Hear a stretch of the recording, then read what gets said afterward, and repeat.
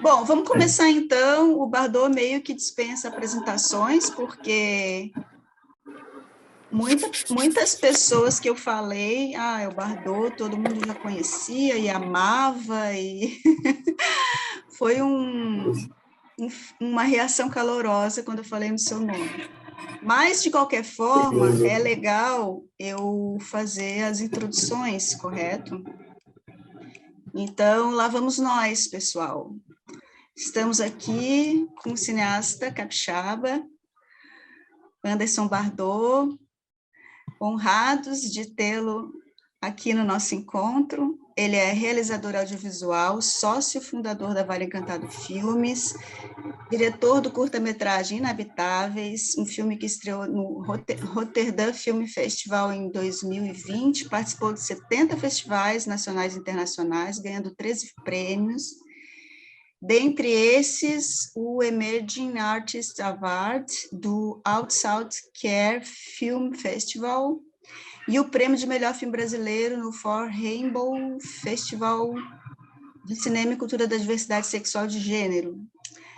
Então, a ideia aqui, Bardot, seja bem-vindo, é a gente conversar um pouco sobre sua experiência no cinema, como realizador, com os atores, meio que aquela pergunta assim, o que que você quer dos atores, o que você demanda dos atores, o que é importante no seu olhar que os atores te ofereçam, correto? Porque aqui é um laboratório de formação de atuantes, né? De pessoas que estão se preparando para estarem nos filmes como atores, né? Então, é importante essa pergunta também. Também a questão da diversidade, que está muito presente na sua obra, diversidade de gênero, diversidade de cor, várias diversidades aí que a gente pode estar comentando, pontuando da importância delas para você e para sua obra e para o cinema. E, por fim, o audiovisual capixaba e suas promessas, e seu futuro, e nós dentro dele, nesse contexto de crescimento que a gente percebe, de promessa por causa da Paulo Gustavo e por causa do movimento do setor como um todo, que está se unindo aí para batalhar novos editais. Estamos um tempo na luta, mas, enfim, é inevitável crescer no meu olhar, né? Aí eu queria saber um pouco do seu olhar sobre esse contexto audiovisual capixaba, porque é nele que a gente se encontra e é nele que a gente tem esperança de estar atuando, né, futuramente. Então, são alguns eixos assim que eu te pergunto, da experiência como realizador, da experiência com a diversidade, da experiência no setor audiovisual e na experiência com os atores. Seriam esses 4 eixos aí para a gente estar debatendo a partir da sua fala e do seu filme que nós vimos. E parabéns, que é maravilhoso. Eu estou aqui anotando tudo, porque são muitas perguntas. É bem básico, é bem básico. São só 4 perguntas-chave, só isso. Só que não. Porque eu sou um falador, você sabe, né? Eu falo demais. Eu sei. E eu tô te dando aí uma oportunidade de falar à vontade. Não, mas eu acho que vai ser bem legal também que essa troca aconteça aos poucos. Podem me interromper se eu estiver falando muito. Pode, enfim. Fica combinado que a gente pode te interromper, tá bom. Pode. Tá bom. Bem, a Regiane, agradeço, antes de tudo, esse convite que a Regiane fez.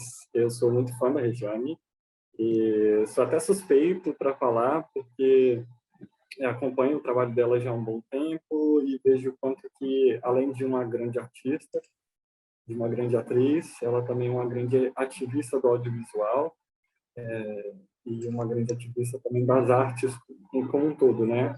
Principalmente nas artes cênicas. E aí, nesse hibridismo que a nossa contemporaneidade pede, enquanto artistas brasileiros, e o quanto que é necessário que a gente repense o que é cinema, o que é artes cênicas, perguntas básicas que a gente acha que já estão pré-respondidas dentro da gente não estão, né? A gente precisa o tempo todo estar em movimento, né? Estar líquido nessa tentativa sistêmica de nos enrijecer, né?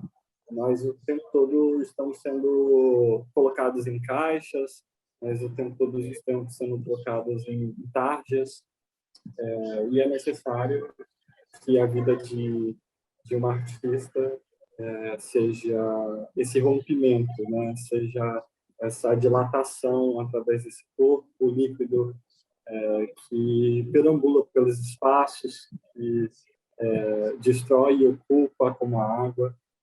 E acredito que essa é a minha busca. Meu corpo também é um pouco híbrido, não só em questões de gênero e sexualidade, mas nos quesitos artísticos, na minha forma política de se pensar.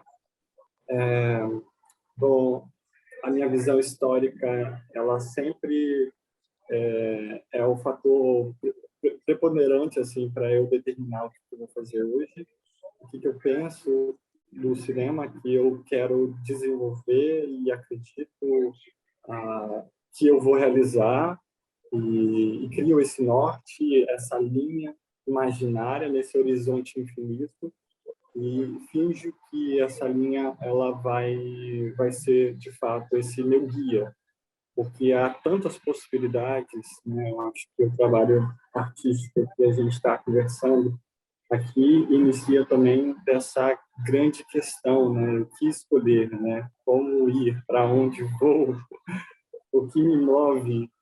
E eu fui movido por diversos caminhos ao longo da minha vida. Bardot, deixa eu só pedir para a Closa fechar o áudio dela. Closa, você fecha seu áudio, amada, que está fazendo muito barulho. Muta seu... Isso, obrigada. Pronto. Aí, ficou melhor? Tá melhor? Ficou, tá ótimo. Tá. E aí eu tenho essa necessidade de fazer essa revisitação, né? Dessa criança que nem era chamada de Bardot, né? Meu nome é Anderson de Souza Barbosa Matos. É um nome grande, é um nome que me deram, não é um nome que eu escolhi. Anderson Bardot foi uma escolha minha, foi uma tentativa de conceber, de criar, de fazer nascer aquilo que, de fato, eu queria ser. E hoje me vejo nesse corpo monstro, mítico, humano, efêmero, transformador. E esse corpo se fez desde criança, quando eu tive meus primeiros contatos com o teatro. Minha mãe é atriz, também foi aluna de Rejane, e minha mãe estava estudando textos assim de um espetáculo chamado A Guerra dos Sexos, e a minha mãe ia fazer o papel de Lisístrata, que era a protagonista, e minha mãe estava perdida, assim, de como que ela ia conseguir decorar tanto texto. E eu lembro muito bem de estar deitado na cama dela com um texto de português traduzido, né, do grego, um texto super difícil, e eu estar ali com um marca-texto e acompanhando a maneira como que ela se portava, a maneira como que ela transmitia as palavras, a dicção dela, e eu ficava corrigindo ela o tempo todo. Que criança petulante é essa? E a partir Já começou a experiências... dirigir com 3 anos de idade, né? Tipo isso. Nem bem começou a aprender a ler e já estava lá corrigindo a atriz, a que era a mãe, inclusive, né?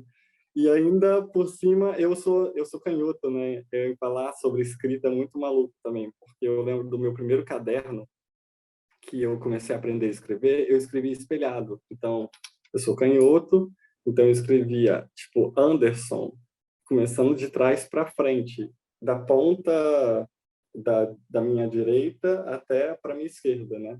E meus cadernos pareciam aramaico, assim, a professora ficava maluca. Eu pintava de cabeça para baixo, eu tinha essas coisas meio malucas E na época eu ainda né, pegaram leve comigo, assim, porque eu sei que a educação antes de mim, eu nasci em 1988, junto com essa força da Constituição, de uma democracia por direitos iguais, tudo mais. Então, a forma de educação já estava passando por mudanças, mas antes de mim a galera levava reguada na mão porque tinha que escrever com a mão direita, né?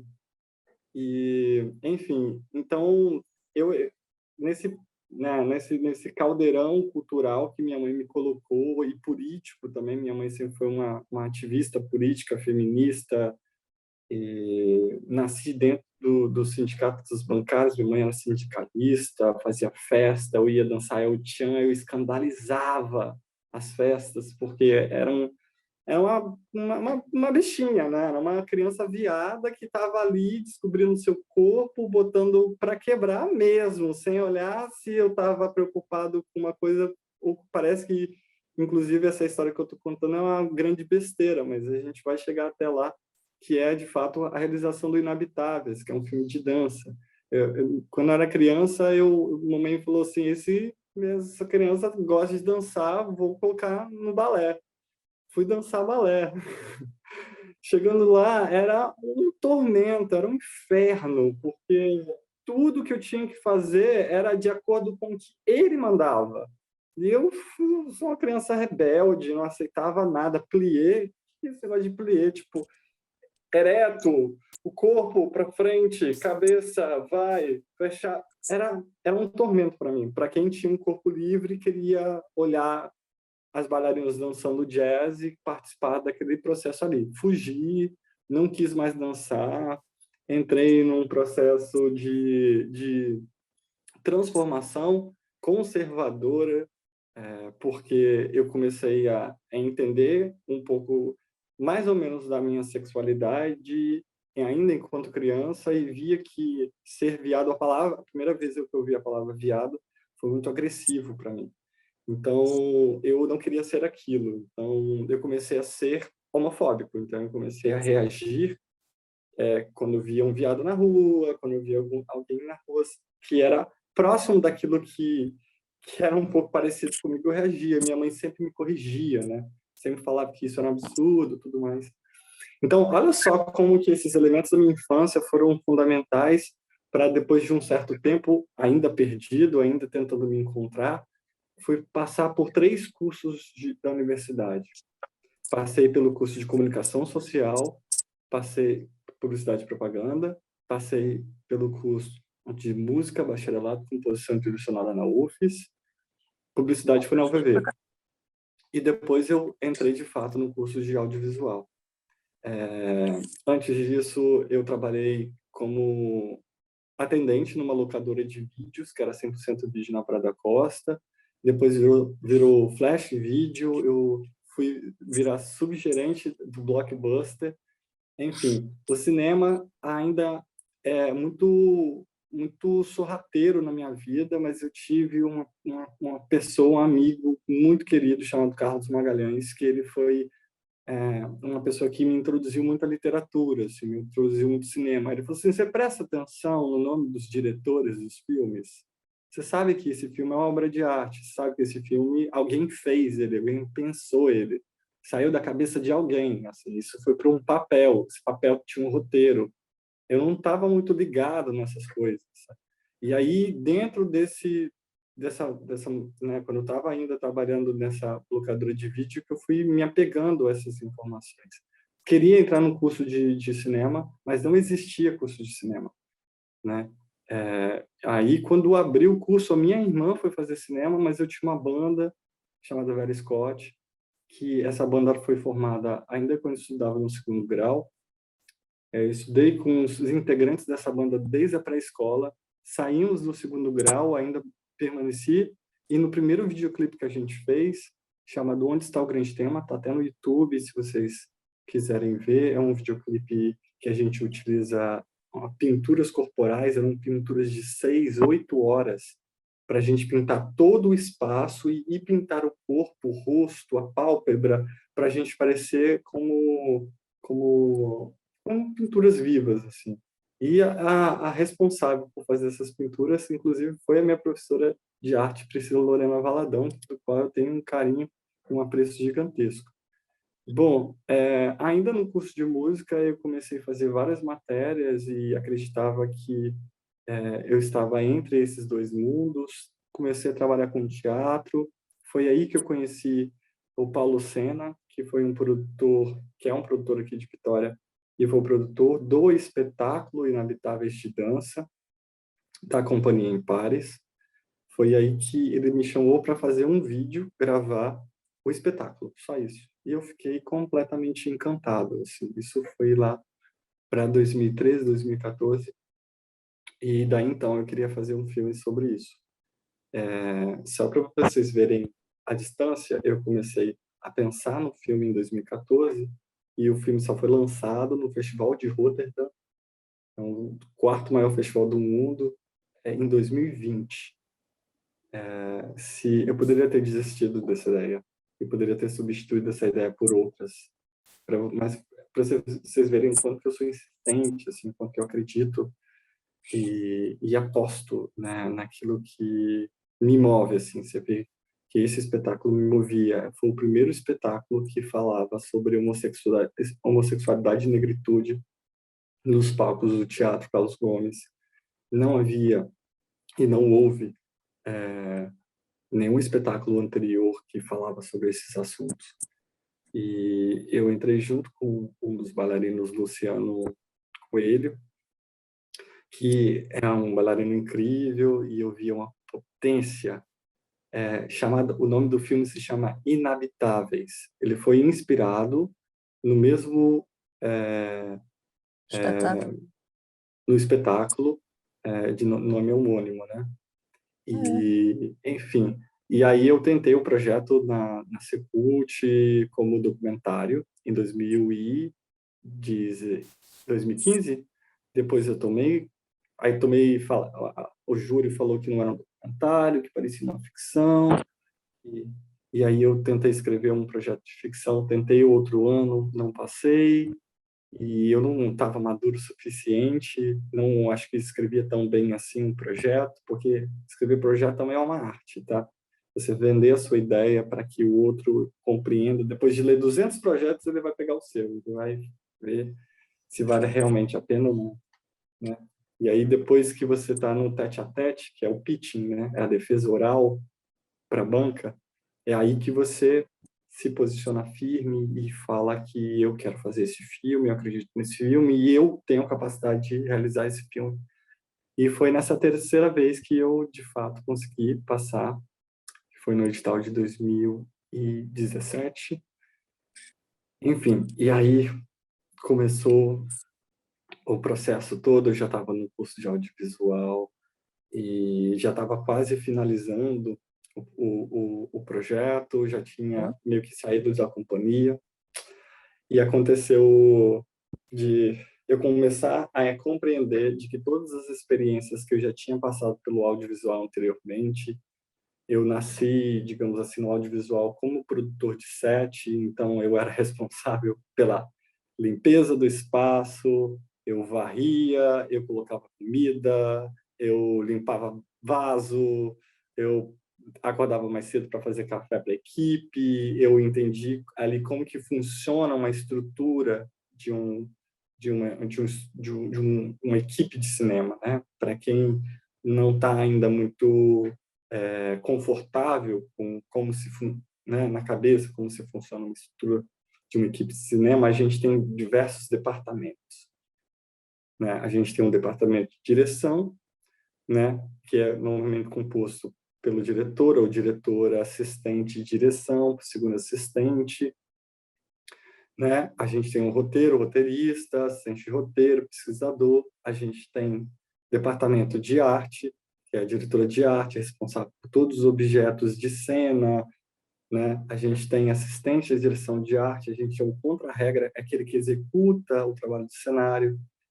Ainda dentro do departamento de arte, a gente tem um subdepartamento, que é o figurino. A gente tem, esse figurinista tem um assistente de figurino, tem uma costureira. Aí, departamento de som, a gente tem o técnico de som, que é a pessoa que capta o som através né, de um gravador próprio, de um microfone próprio. A câmera que a gente utiliza, profissional de cinema, ela não grava som, ela só grava imagem. No máximo, ela grava um som guia. E aí, por isso que são separadas as gravações, né? Então, a gente tem uma câmera profissional que, para você fazer o foco nela, ela só faz o foco no dedo ou quando você tem um follow foco, que aí você faz isso numa maquininha. Então, essa pessoa do foco já é mais uma pessoa no departamento de fotografia. O diretor de fotografia, ele pode operar a câmera, mas não necessariamente ele é o operador de câmera. Ele pensa criativamente o que está no quadro e principalmente como ele ilumina todo o cenário, né? Qual é o tamanho, o aporte do arquivo. Então, ainda dentro do departamento, nós temos a segunda assistente de câmera, que é responsável pela limpeza dos equipamentos, pelo cuidado dos equipamentos, pela troca dos arquivos. Os arquivos são gravados né, em um disco, né, em um dispositivo, né? E aí esse dispositivo, uma hora ele fica cheio, tem que passar, tem que fazer o log. O log é essa passagem desses arquivos com HD, com material sensível, né? Esse material sensível precisa ser 3, 2, porque se você perder o material sensível, você perdeu o filme inteiro. Ainda dentro do departamento de fotografia, você tem um maquinário. O que é um maquinário? O maquinário é aquele que coloca o material de luz, que posiciona o material de ferro, que coloca o rebatedor branco, preto, que deixa mais claro, que deixa mais escuro. Aí tem o maquinário 1, maquinário 2. Aí, ainda dos departamentos, a gente passou pelo som, fotografia, passamos pela arte. Nós temos departamento de produção, nós temos produtor executivo, aquele que fecha os contratos, aquele que disponibiliza e sabe como que a grana entra e sai. A gente tem um diretor de produção, que é aquele que coordena como que a produção vai acontecer. Tal pessoa não come é, é, arroz, tal pessoa não come trigo, tal pessoa não come isso. Aquilo ali tem que estar anotado ali na parte de alimentação. Quantas pessoas vão comer nesse dia? Elas vão ser buscadas aonde? Elas moram onde? Uma pessoa mora na Serra, a outra pessoa mora em Cariacica, a outra pessoa mora em Vitória, a outra pessoa mora em Vila Velha. Como que vai ser a rota dessa van? Onde que ela vai passar? São 12 horas de trabalho, gente, pela CLT. Quando começa o set, a partir que as pessoas entram no set, tem que se contar 12 horas e 1 hora de almoço. E depois disso, acabou o set, não se pode rodar mais. Então, quantas horas as pessoas vão ficar dentro da van rodando e indo pegando uma cá? É muita gente, é muita coisa, é muito evento acontecendo. Então, a produção de um filme é uma produção cara, é uma das artes mais caras que a gente tem, é o cinema. E a gente faz das tripas coração, a gente dá o nosso sangue, o nosso suor, e para que a gente consiga realizar cinema aqui nesse estado. Então, eu tenho uma perspectiva de direção na qual eu participo de tudo, na qual eu continuo limpando o chão, na qual eu continuo fazendo comida, na qual eu faço pão, eu faço suco, na qual eu preparo o banheiro, eu tiro o lixo, porque eu não tenho condições de ser um diretor que as pessoas acreditam que seja aquela imagem americana e europeia que você fica sentado numa cadeira dando ordens para as pessoas. E aí a gente tem um departamento que é o principal aqui, que a gente vai entrar, que é o departamento que é o elenco, que é a cara do filme, é o rosto do filme, é tudo aquilo que o filme é de fato, né? Toda essa logística, todas essas pessoas estão em torno de vocês, em torno desse elenco, para trabalhar e a serviço desse elenco. Mas é impossível para mim, enquanto realizador, imaginar que um filme vai ser executado com um elenco que acabou de chegar, entrou no set e vai gravar. Eu não acredito nesse cinema, eu acredito em trabalho, eu acredito em esforço, eu acredito em entrega, eu acredito em devoção à arte, eu acredito em confiança entre a direção e o elenco, eu acredito nesse roteiro a gente usa a palavra em português roteiro, né? Mas os espanhóis, né, usam a palavra guião, que é um guiar, né? É ele que nos norteia, nos leva para onde todo mundo deve ir. E aí, se o roteiro ele determina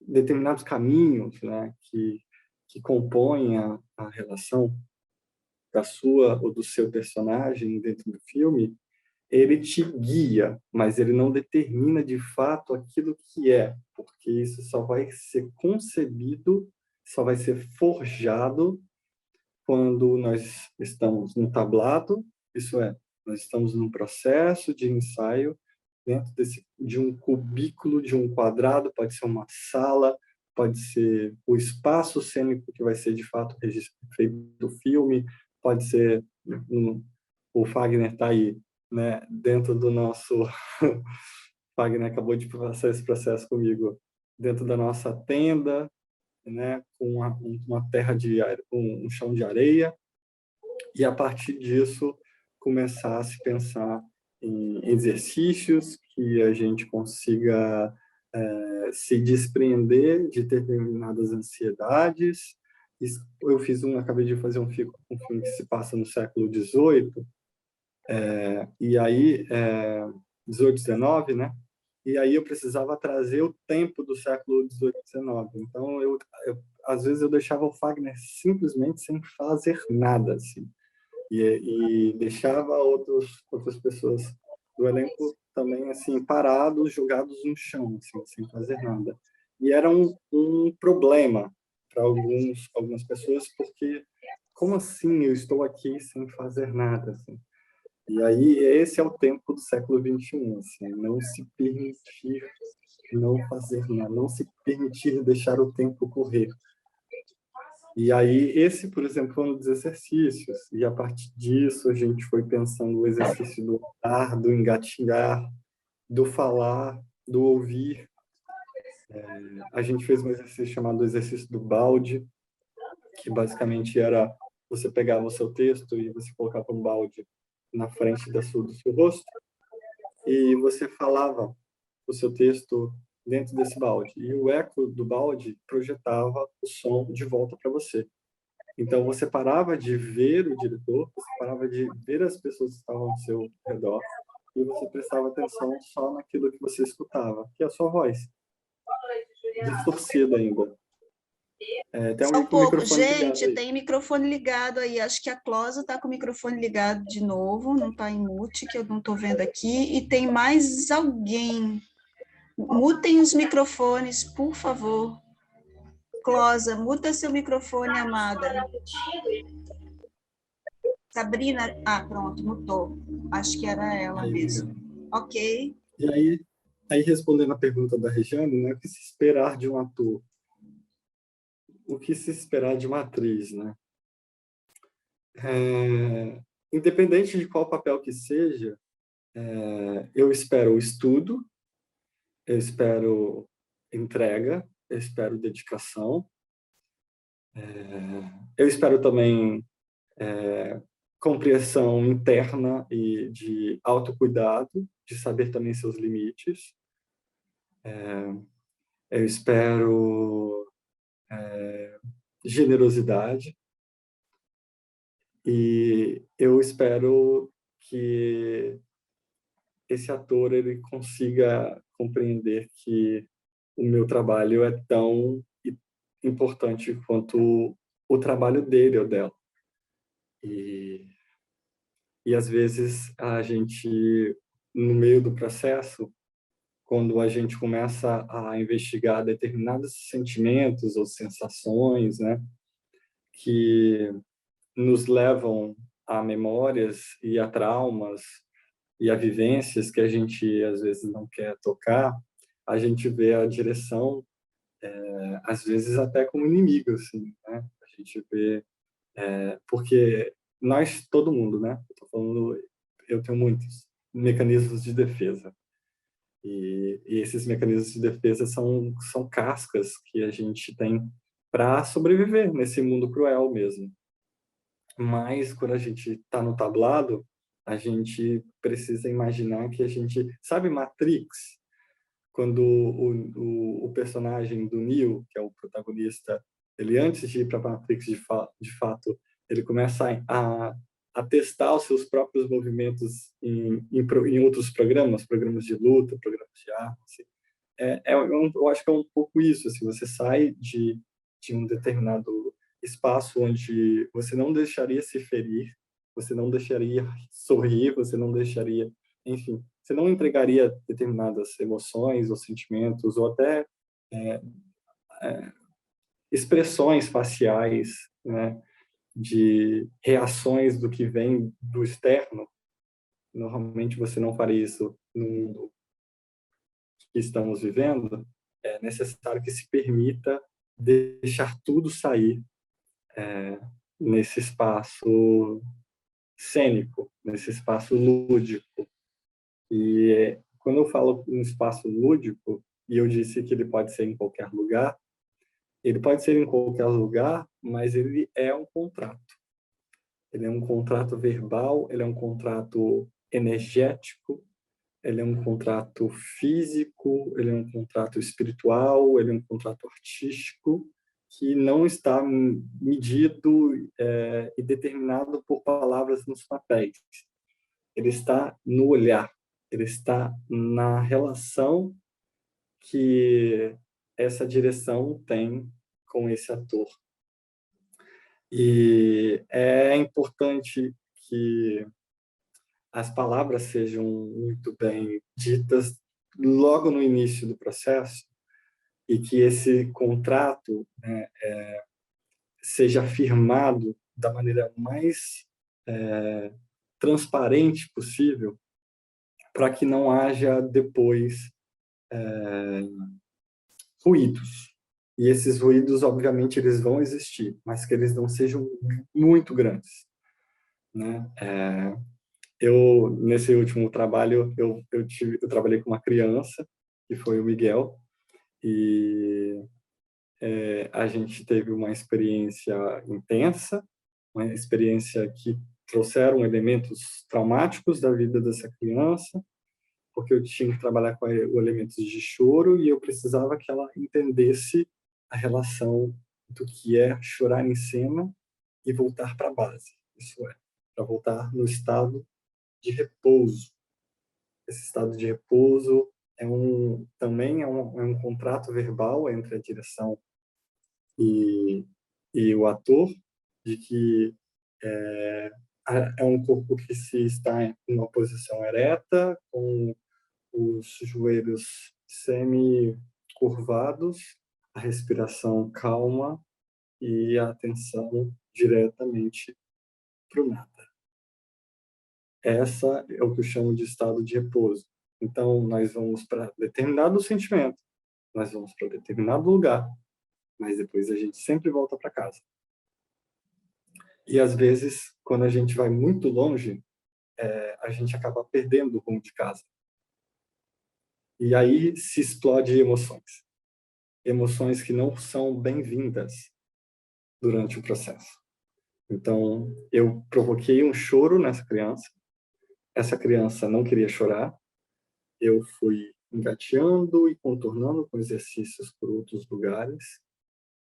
Nós trabalhamos choros com outros personagens. Essa criança não se conectava, ria, debochava. E, de repente, quando menos se esperava, essa criança entrou num choro desesperador. Desesperador. E aí foi necessário romper com esse choro, retornar para o estado de repouso e começar a trabalhar o viés oposto, o viés do escracho, o viés da alegria exacerbada, o viés do deboche exacerbado, o viés de técnicas circenses que trouxessem a ideia do palhaço, a ideia do cômico, para que na balança mental desse ator ficasse muito bem entendido que ambas as extremidades são elementos cruciais para que ele se utilize dessas energias, canalize essas energias, racionalize essas energias e sejam utilizadas como ferramentas no seu ofício.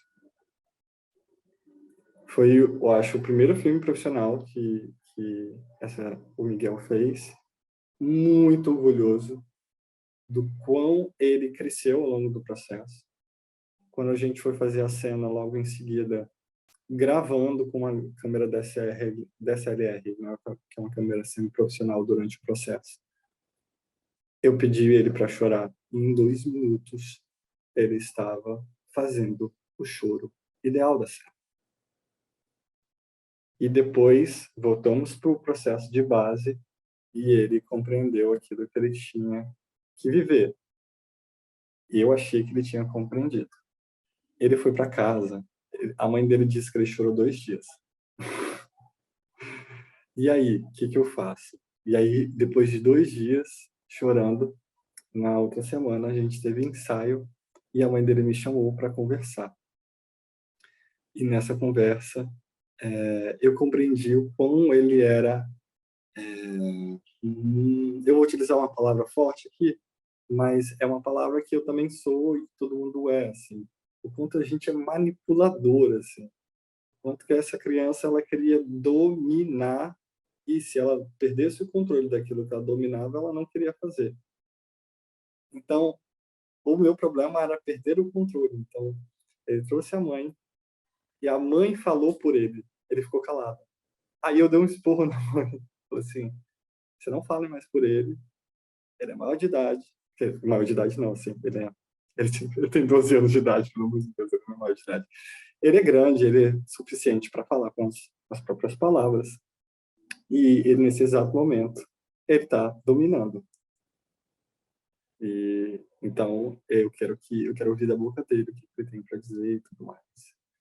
E a partir daí a nossa relação melhorou 250.000%, porque ele foi compreendendo que ele podia se doar, ele podia perder o controle, que tinha um monte de gente que amava ele e que ele podia brincar nesse espaço chamado tablado, que nada de ruim aconteceria com ele.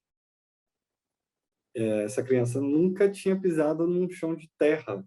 Então, assim, passou 2 anos nesse período de Covid dentro de um apartamento. E foi uma experiência incrível. E uma das coisas que puxou para que isso tudo acontecesse de uma forma bem interessante foi, por exemplo, a presença do próprio Fagner, que eu vou dizer aqui, o quão fácil e incrível é trabalhar com Fagner, o quão generoso Fagner é com o seu ofício, com a sua capacidade de lidar com o inesperado, com o adverso, com o estranho, com o incalculável. Ele, independente do que aconteça, ele vai estar lá concentrado e vai tentar ler da maneira como que ele conseguir. E ele vai dar o resultado que o jogo permitir com que ele ceda ou não aquilo que ele quer e ele tem que fazer.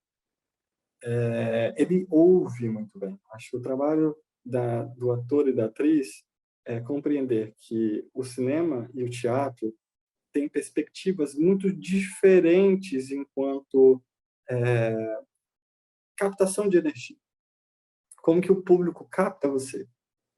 O público capta o teatro pela sua performance, pela sua voz, pela sua projeção, pelo seu rosto, pela postura do teu corpo. O cinema, ele capta os seus pensamentos. Não tem nada a ver apenas com a movimentação do corpo ou com a movimentação e a performance da sua voz. Ele quer saber o que você pensa por trás daquele personagem que fala, por trás daquele personagem que atua. A Tilda Swinton é uma das grandes atrizes. Ela é engraçado falar isso, mas tem um filme chamado A Testemunha, do Bresson, que o personagem principal é uma jegue. E ela diz que a maior interpretação da história do cinema é dessa burrinho, desse jegue. Porque era um animal extremamente com uma sensibilidade nos olhos e parecia que era um animal pensante, como um ser humano pensa, e o processo de montagem e a maneira como que a mise-en-scène, abre aspas, é a maneira como que a direção determina a posição dos objetos e pessoas dentro do quadro cênico. Isso é, isso daqui que vocês estão me vendo é um quadro cênico. Tem um roupão lá atrás azul, tem uma porta aberta, tem outra toalha aqui, tem outra. Se personagens entram e saem e pegam em objetos e a luz apaga e o movimento, tudo isso que acontece aqui dentro, toda essa movimentação é uma movimentação de mise-en-scène. Então, esses desenhos de mise-en-scène em torno dessa personagem que é um animal foi tão intenso e tão forte, e a maneira como que o cinema conseguiu captar algo que não existe, que é uma invenção nossa, fazer com que esse personagem, que é um animal, pense. Sabe? É tão difícil você chegar nesse resultado, e ele conseguiu chegar a isso com um animal. É impressionante. Então, às vezes, a gente coloca muitas camadas, muitos excessos em cima desses personagens que a gente está querendo construir e colocar no cinema, que fica tudo, menos você. E a diferença entre você e a sua personagem, seja o que for, é isso aqui. É um dedo. Não é nada mais, nada menos. Se você foi escolhida por um determinado papel, foi pela sua aparência, pela sua voz, pelo que você é, mas antes de tudo, pela maneira com que você, em silêncio, pensa. E aí que mora a magia do cinema, porque através da montagem... Ardô, eu vou fazer um comentário agora, que, nossa, que incrível você falar isso aqui, porque tem muito a ver com o que eu defendo, tem muito a ver com o que eu defendo, sou extremamente grata pela sua fala. Enfim, só queria comentar isso, pode continuar. Não, mas é isso, mas a gente se aproxima muito na maneira como que a gente pensa, porque Deixa a eu te gente perguntar está algumas atrás coisinhas mais sobre dessa magia, né? Deixa eu perguntar, desculpa te interromper, enfim, dá vontade de ficar te ouvindo te falar 3 dias, mas Eu falo pra caramba. eu revi Os Inabitáveis hoje, e quando você começou a sua fala,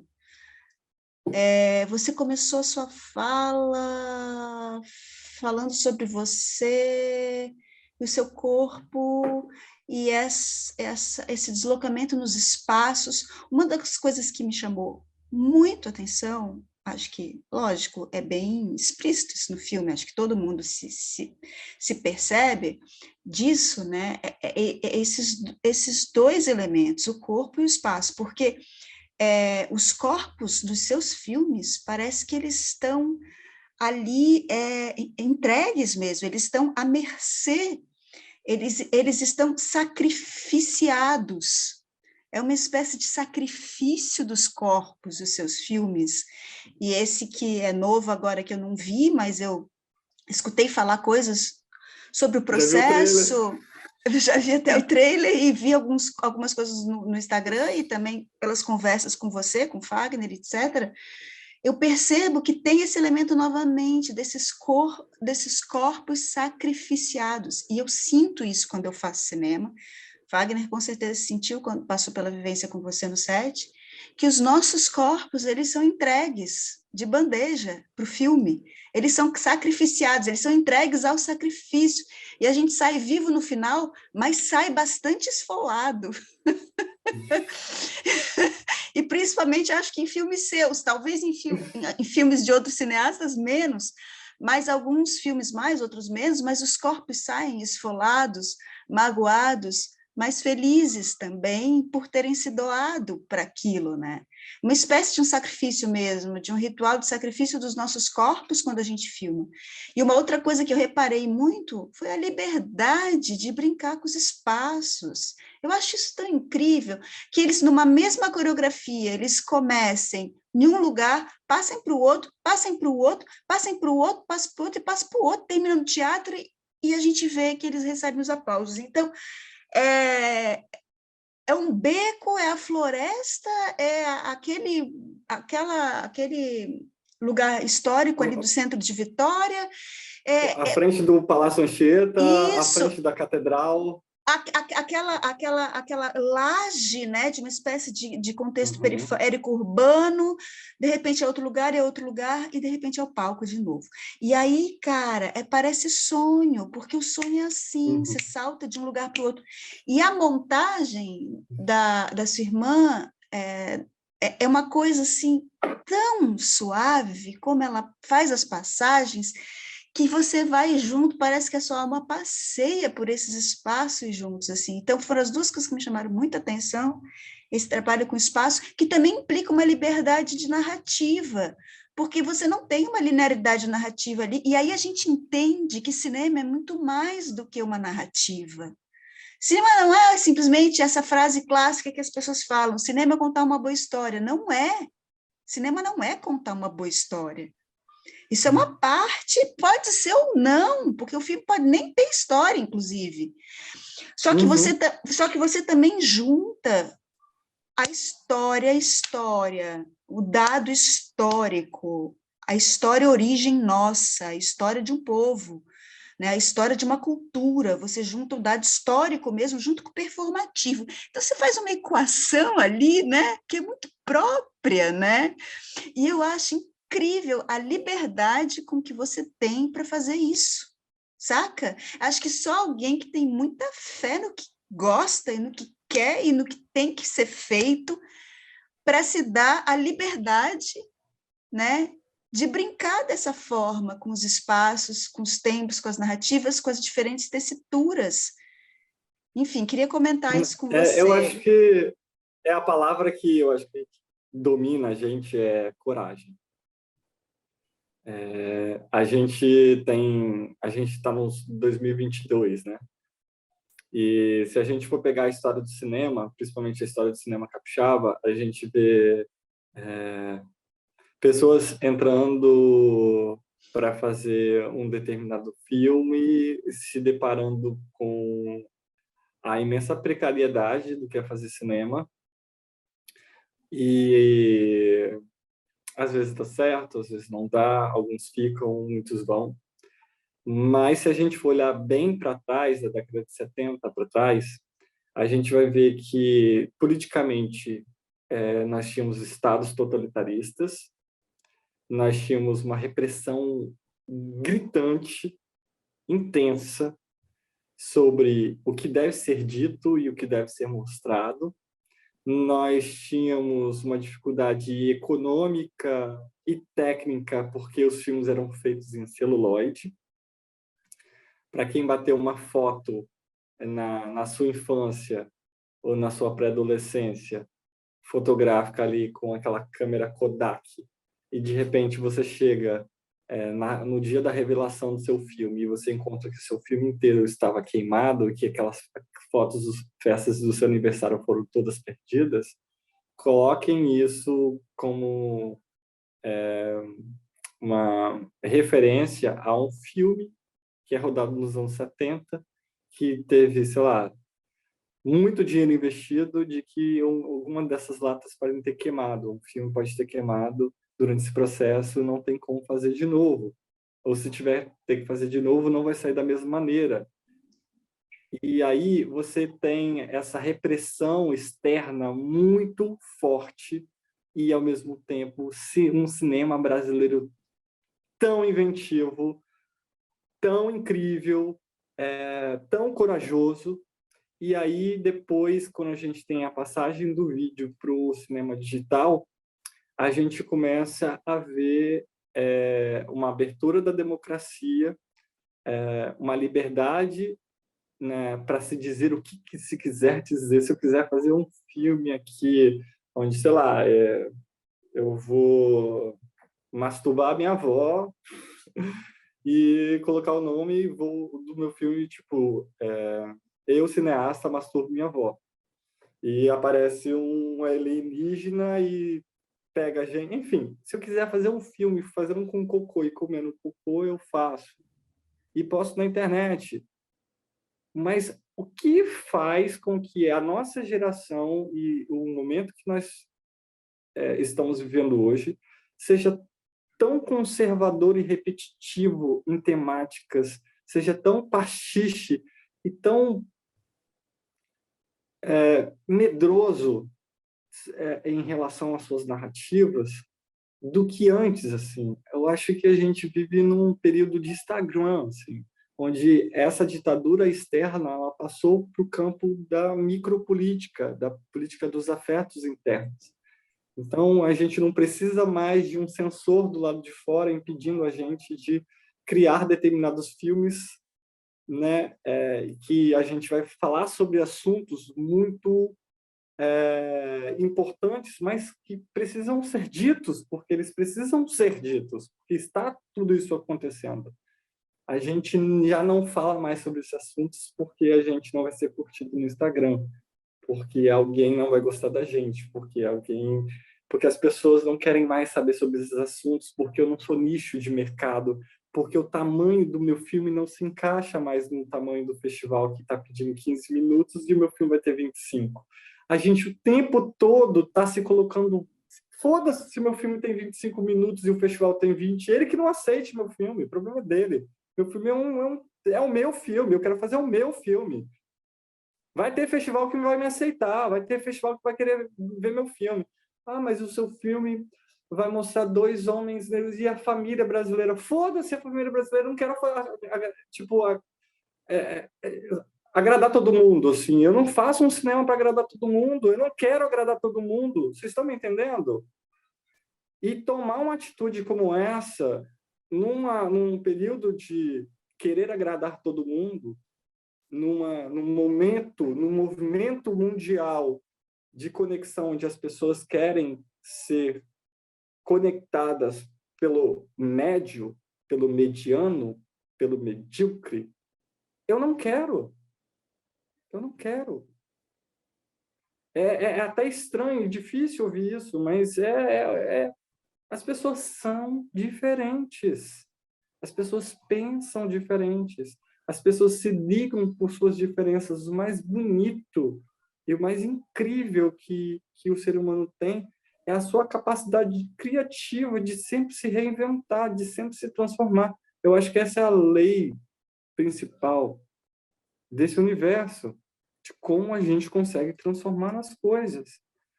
Então, Regiane, eu fico muito, muito, muito feliz quando você utiliza a palavra sacrifício, porque é, de fato, um processo de um sacrifício, não um sacrifício cristão, onde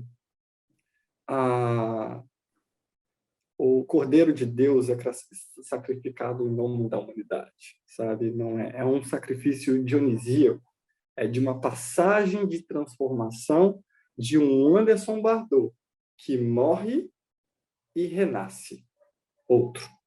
Quantos Andersons, quantas quedas forem necessárias eu passar e a minha vida se colocar para que eu consiga me ver pleno, me ver do jeito que eu gosto e quero ser, quantas formas e cascas forem necessárias eu vou trocar, sabe? E é necessário esses sacrifícios, assim, E aí a gente, desses tempos de passagem. desculpa, complementando, Não pode ir. e aí a gente entende que é muito mais do que uma profissão, né? Por isso que talvez eu não goste muito de usar a palavra ator com eles, porque a palavra ator está ligada ao profissional ator, e eu estou falando de pessoas que vão se habilitar a esse sacrifício fílmico, digamos assim, né? Sim. E não tem a ver exatamente com uma profissão, tem a ver com uma vocação, né? Com um jeito de ver o mundo, né? Com o que você pode estar construindo para ficar.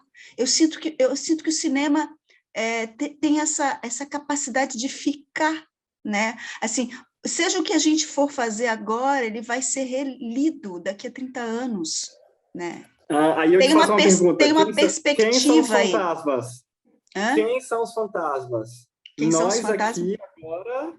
Quem são os fantasmas? Nós aqui agora vivemos, estamos aqui, peguem nos seus corpos, estamos vivos, ou os filmes que daqui a 200 anos estarão numa sala de cinema e nós já estaremos longe. Embaixo da terra. Quem de fato vive são os filmes ou somos nós? Porque se, por exemplo, se a gente vê uma estrela no céu e essa estrela ela é o reflexo de uma estrela que já morreu em algum espaço, em algum momento do espaço, e a gente só está pegando as últimas incidências dessa estrela.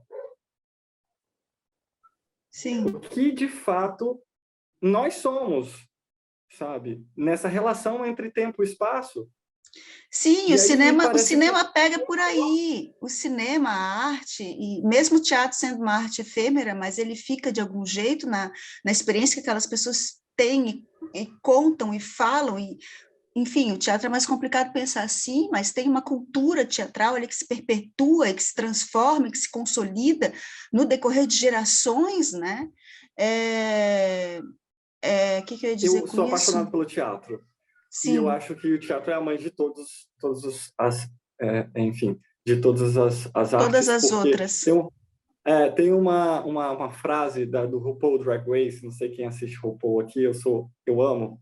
Ele fala, you, you born naked. Você nasce nu. And the rest is drag.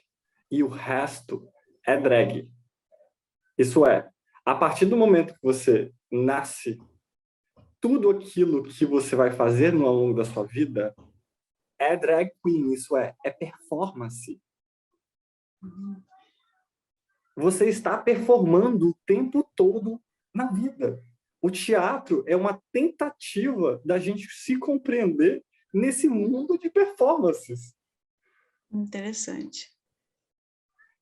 E aí, tudo que a gente veste, a camisa que eu visto, o uniforme que eu uso, ele representa um símbolo que existe um contrato, né, entre os indivíduos em sociedade que determinam que aquele uniforme caqui com a faixa vermelha é bombeiro, que determina que aquele uniforme cinza é polícia.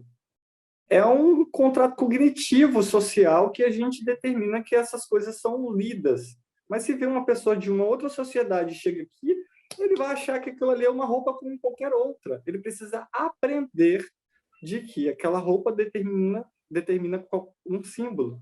Quando você vê uma pessoa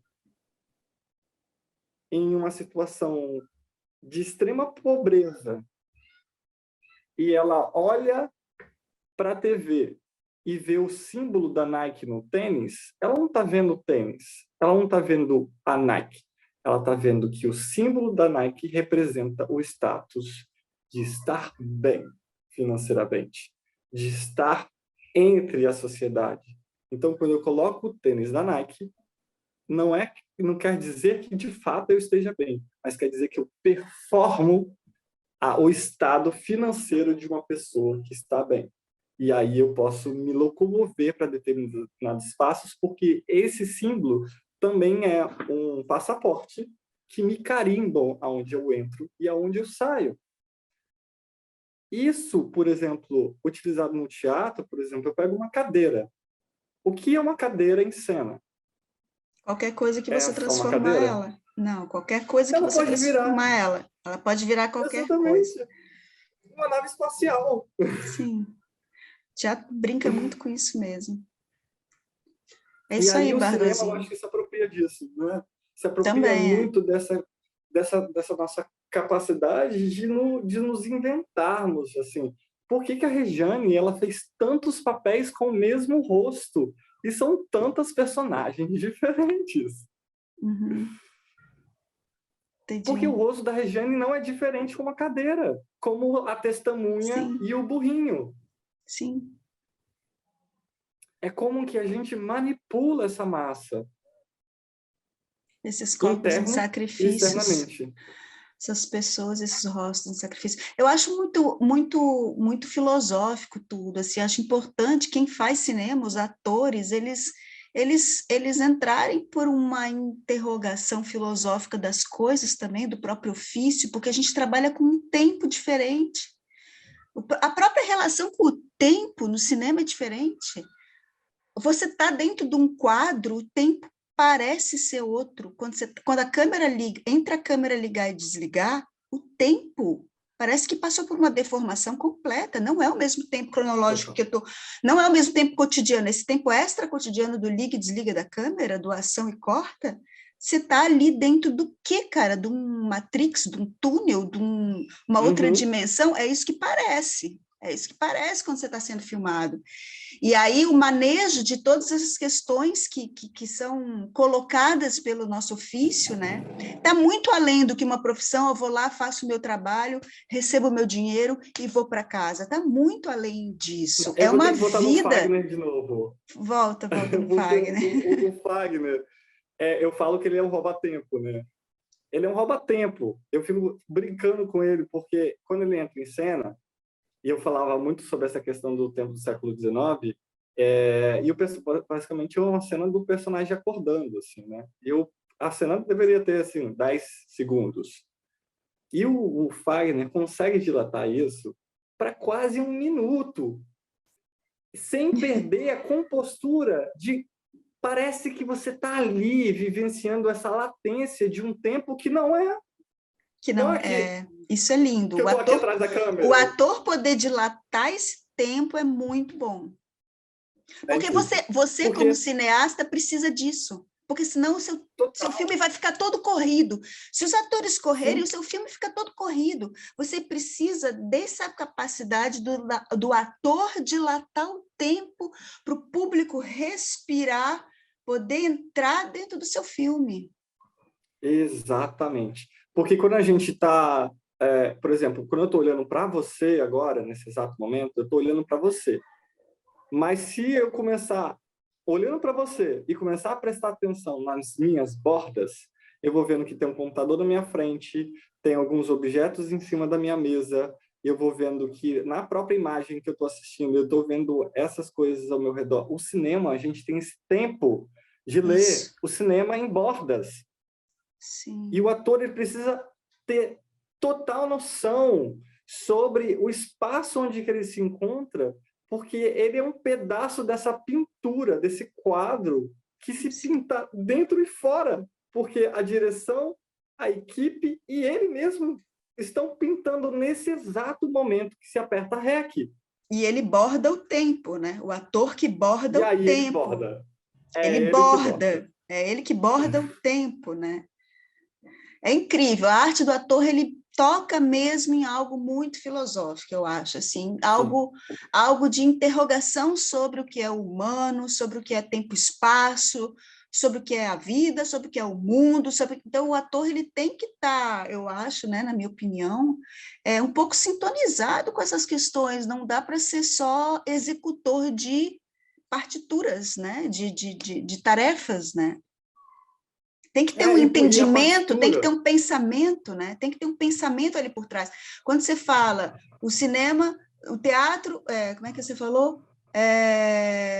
O teatro, né, coloca as formas, as tessituras corporais, vocais, o cinema capta o pensamento. Eu falei, caralho, capta o que está por trás, capta o que você sustenta neste tempo dilatado, aquele estar, a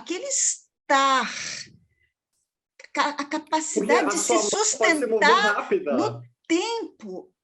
Sim, a sua mão pode Esperar. se mover super rápida, o seu corpo pode se mover rápido, mas a sua cabeça, ela está num tempo cíclico, ela está presa. Ela está lá Interessante. completamente dilatada, e você vê isso nos seus E poros, no aí, seu e olho. aí é muito interessante, porque esse universo que se abre dentro da cabeça dilatada do ator é infinito. É Uhum. infinito. Porque é o universo onde ele pode construir imaginariamente qualquer coisa. Ele pode Mas criar aí as qual foi a minha primeira associações, as pergunta? articulações que ele quiser ali dentro daquele tempo dilatado dele. Fala. A minha primeira pergunta foi exatamente essa. A primeira pergunta não, a minha primeira indagação foi exatamente essa. É, o mais difícil é escolher. Para onde que eu escolho? São muitos caminhos.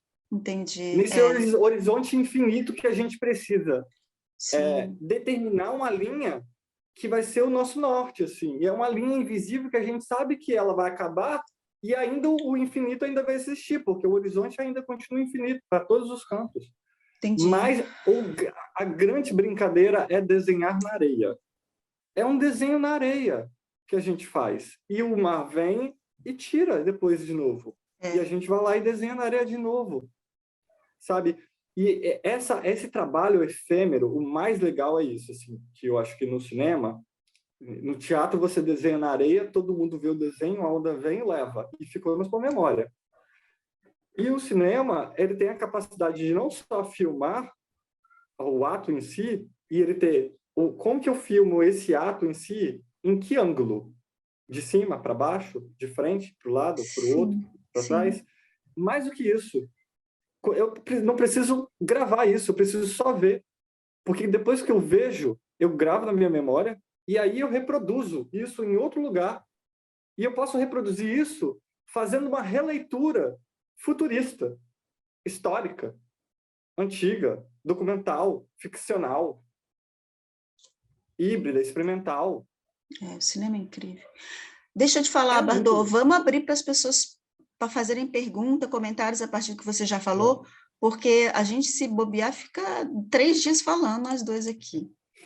Pessoal, está aberta a palavra para vocês perguntarem para o Bardô, comentarem, fiquem à vontade, tá?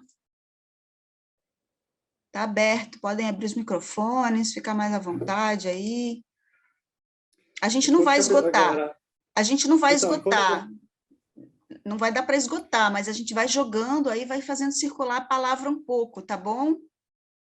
Quem está aí? Quem quer perguntar, falar, comentar? Eu vi que a Bárbara fez uns comentários no chat. Não sei se quer tomar a palavra. Fiquem à vontade, Eu tenho uma aproveitem, curiosidade. falem. Eva, Assim, primeiro só agradecer, né, mais uma vez a Regiane também por essa oportunidade, dessa troca, e Anderson por tudo que você está falando, eu acho tudo muito encantador, assim, rapidamente eu sou formada em engenharia de produção e me descobri produtora cultural recentemente, né, a minha vida inteira eu vivi nas artes, mas só fui cair a ficha recentemente, e eu tenho estado com muita vontade de estar mais presente no audiovisual, e trazer tudo isso que vocês falam é motivador e inspirador, né? E eu queria compartilhar aqui tudo isso que você falou da cadeira, do teatro, né? Me lembrou uma música, que eu também sou da música, que é metáfora. O poeta, quando ele quer dizer lápis, ele pode estar querendo dizer várias coisas, o incabível, o buraco, várias coisas. Eu vou pegar ela para vocês e depois colocar no chat para eu passar para vocês. Mas é uma música linda e fiquei pensando na performance, Regiane, se a gente faz uma performance dessa música também, porque, Massa. enfim, pensei várias coisas. Uhum. E também fiquei pensando no que você trouxe da relação com os atores, né? Ou com, sei lá, com quem está trabalhando com você, né? Você trouxe muito sobre o ator e sobre essa criança que te manipulou, né? E eu acho que eu tentando te manipular, né? E aí eu fico pensando que muitas vezes a gente, quanto adultos, também é criança, né? E a gente vive nessas relações eu fiquei curiosa em relação à manipulação. O quanto que você permite, como é que você define o seu limite ou os limites daquilo, né? Como que é o seu limite com ele? Acho que é um bom começo de responder isso. Assim. Então, falando sobre manipular, né? Antes de tudo, nós somos alquimistas, né?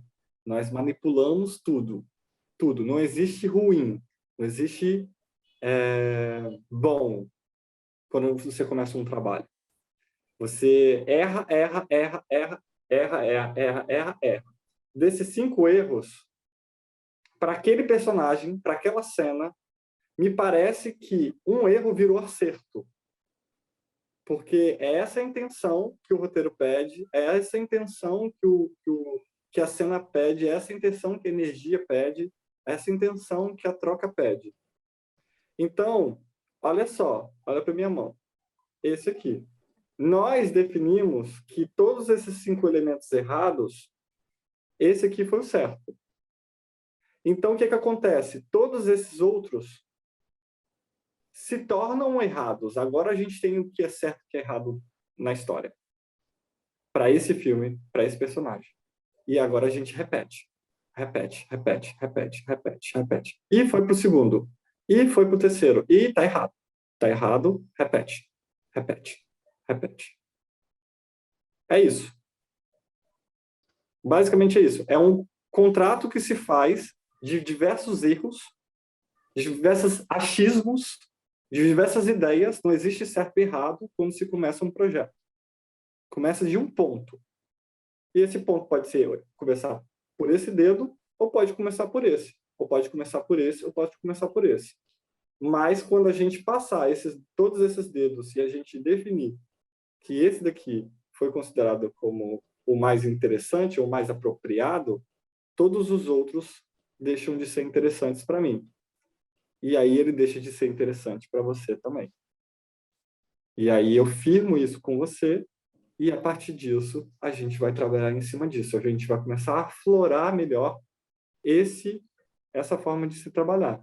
Ela pode criar suas próprias ramificações. Você pode trazer elementos. Eu posso propor elementos. Mas a nossa Bíblia é essa daqui, não essas outras. Entendeu? E aí, por exemplo, eu acho que eu já respondi já, né? Isso tem a ver um pouco com a paixão e o estilo do cineasta, com as suas obsessões, os seus desejos? Estéticos, desejos estéticos, desejos. Aqui que a gente forma. Eu posso levantar 10 possibilidades. Você pode me dar 10 possibilidades e eu chegar nessa daqui, ou nessa daqui. Eu achar que essa daqui, a mais, por exemplo, eu vou falar sobre luz agora. O diretor de fotografia, nesse filme, na primeira sequência que a gente foi fazer, era uma cabana, e aí, tipo, é uma cabana nupcial, tudo mais, ele trouxe algumas iluminações, tudo muito bonito, tudo muito iluminadinho, tudo muito perfeitinho. Aí eu virei e falei, pô, legal, bonito, né? Mas tá bonito demais. Aí eu fui lá no fundo e fiz assim, ó, rasguei e deixei uma luz entrar forte dentro do espaço que sujou o espaço todo. Eu pensei, agora tá bonito. É disso que a gente está falando, né? É disso que a gente está falando, né? Uma espécie de, não sei, de reconhecimento de que aquilo pulsa de outro jeito, né? Você vai, é o gradual que me agrada. Não é o chapado, sabe? Não é o higienizado. Aí, quando a gente for falar sobre higienização, a gente vai falar sobre posição política em relação ao cinema audiovisual e diversidade. Eu não acredito num cinema que seja o Apartamento de Ipanema representando todas as novelas da Globo e representando um Brasil. Claro. Não são 3 apartamentos e o corredor do shopping da Gávea que vai representar o Brasil inteiro. O Brasil é muito diverso. O Brasil tem muitos rostos. Imagina a quantidade de rostos que ainda não foram filmados. e precisam ser registrados enquanto beleza brasileira.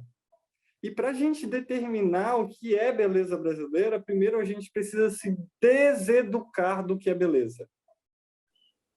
Eu acredito no processo de deseducação da educação civil brasileira. A nossa educação está errada. A educação vai salvar o país. Que educação? Qual educação? Existem várias educações. A educação empresarial, a educação estética europeia, a educação estética americana. Qual? Qual educação vai salvar a gente? Então, é necessário se deseducar de determinados padrões educacionais, padrões cognitivos, para a gente se perceber como beleza e como uma beleza que se incomoda, as belezas padronizadas, e que essas belezas que incomodam tanto, e prego que se destaca, merece martelada, são, nesse exato momento, em 2022, o apogeu da nossa estética. Quer fazer sucesso? Mostra o Brasil como ele é. O TikTok, ele tá bombando de gente como as pessoas são, assim.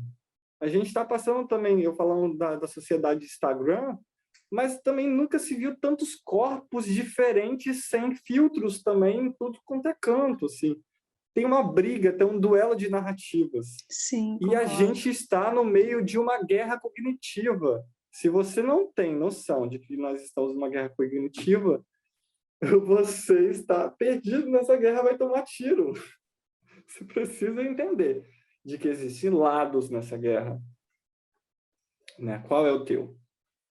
Então, assim, esse novo filme que eu estou trazendo, por exemplo, é um filme sobre uma travesti em 1860, 1870. Mas não tinha travesti em 1860, não tinha aplicação de hormônio, foda-se.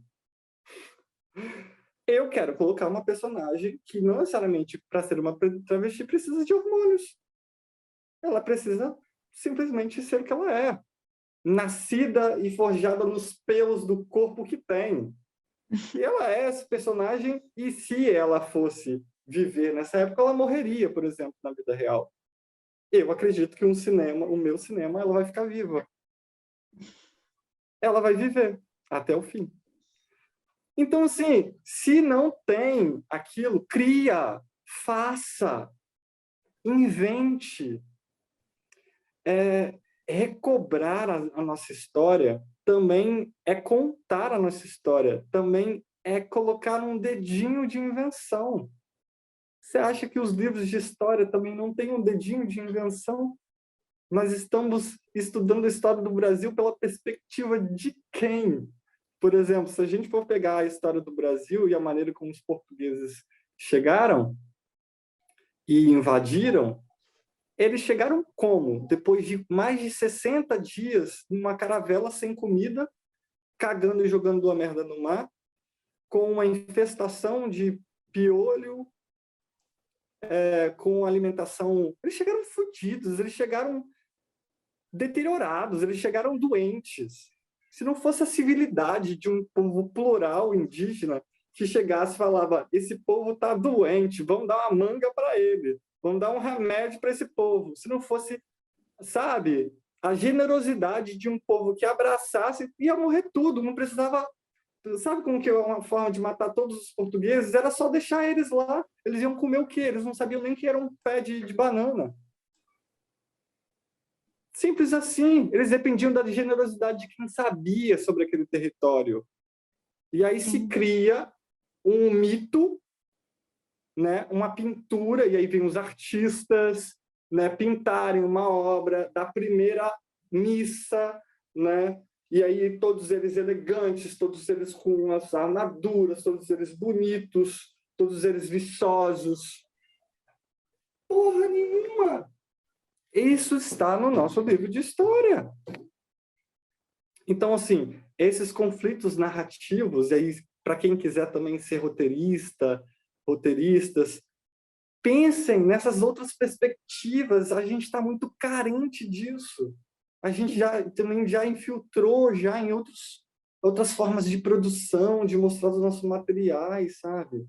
Por que a gente constrói dentro da gente essas censuras de aceitar sempre a migalha? Gente, perguntem mais, falem mais. Vocês viram que a contribuição que a Bárbara trouxe aí foi bem interessante. Bardot, ela botou no chat a letra da música Metáfora, do Gil, que fala sobre essa perspectiva da lata poder ser outras coisas que não uma lata. Gente, vocês viram como uma interferência de vocês pode levar novos rumos na conversa. Sintam-se à vontade para falar, perguntar, comentar. Fale, Quero Deb. falar. Ei, boa noite, Bardot, maravilhoso. Boa noite, meu amor. Que cheiro. Primeiramente, quero agradecer a Rejane por essas vivências, né? São dias assim intensos e grandiosos, tanto as aulas aqui nas segundas quanto as terças nas gravações, nos experimentos. E assim, hoje uma aula incrível, maravilhosa, Bardot, maravilhoso te ouvir, né? E reassistir Inabitáveis, que eu assisti há algum tempo atrás, o filme, né? Mas de ter também esse outro olhar, né? Que quando a Regiane pediu para a gente assistir ele para trazer para cá, eu já olhei, já vi com outros olhos, né? Porque eu tinha assistido ele no espetáculo com o Mauro, com o Luciano, né? Com a direção do Gil, né? Aquele espetáculo incrível, maravilhoso. E aí, quando traz assim como um exercício mesmo para a gente observar em outros âmbitos mais aprofundadamente, como um estudante de cinema, já vê uma outra perspectiva, né? Já vê uns outros elementos, já vê uma outra história, já toca de outra forma. E foi incrível, assim, uma coisa que me chamou muita atenção foi em relação ao espaço, como a Regiane falou, mas principalmente porque assim, me trouxe a memória, a lembrança, né? Aquela memória afetiva mesmo do espetáculo, como um espetáculo totalmente ativista, né? Rompendo totalmente tudo que a sociedade comprime, né? Colocando mesmo aqueles corpos ali no teatro e trazendo os ambientes externos para dentro do ambiente teatral, né? Para aquele espaço cênico. E aí você traz essa leitura daquele espaço cênico, mas com um olhar cinematográfico, aí toda aquela paisagem de Vitória, né? A igreja, o olhar de cima da laje, que dá para ver a cidade lá embaixo. Então, várias perspectivas, né? A catedral já um olhar de baixo para cima, outra perspectiva. Então, assim, eu assisti até 2 vezes para poder ter mais essa impressão, né? De perceber mais essa percepção desses espaços. E desses corpos também, né? Que estão ali não só como... Porque está a dança, o teatro, o cinema. E aí a gente não enxerga a dança ali, a gente enxerga uma dança cinematográfica.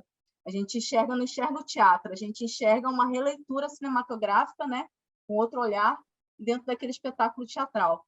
Então, é sobre isso que eu gostaria que você falasse um pouquinho, né?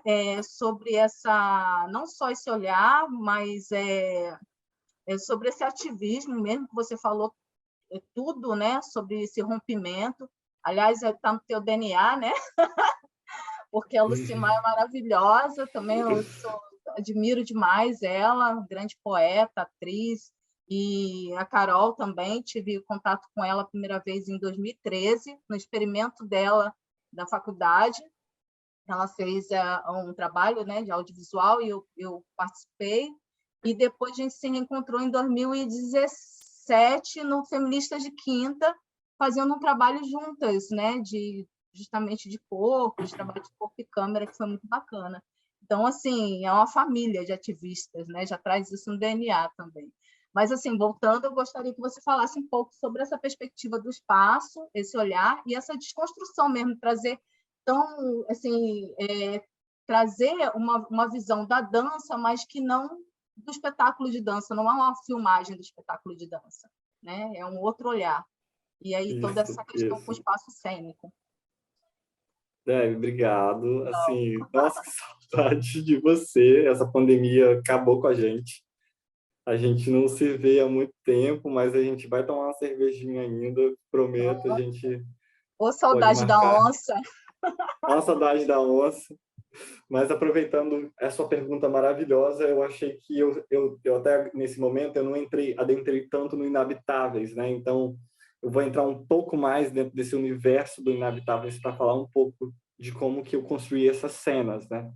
Especificamente sobre essa cena da dança, que os personagens vão pulando, eu queria que os personagens, depois de terem compreendido quem eles são, onde eles estão, eles precisassem de um espaço seguro, um espaço fantasioso, um espaço queer, um espaço gay, um espaço bicho, um espaço mítico, que fosse essa floresta com esses personagens encantados, que trouxesse essa cabeça, esse ori, sabe, soltando bolhas, né? Essas bolhas são as nossas vidas particulares, essas subjetividades, e a partir disso eles tivessem força para começar a habitar espaços, a cortar os espaços e tempos. Então eles saltam diretamente para frente do poder econômico do Espírito Santo, que é o Palácio Anchieta.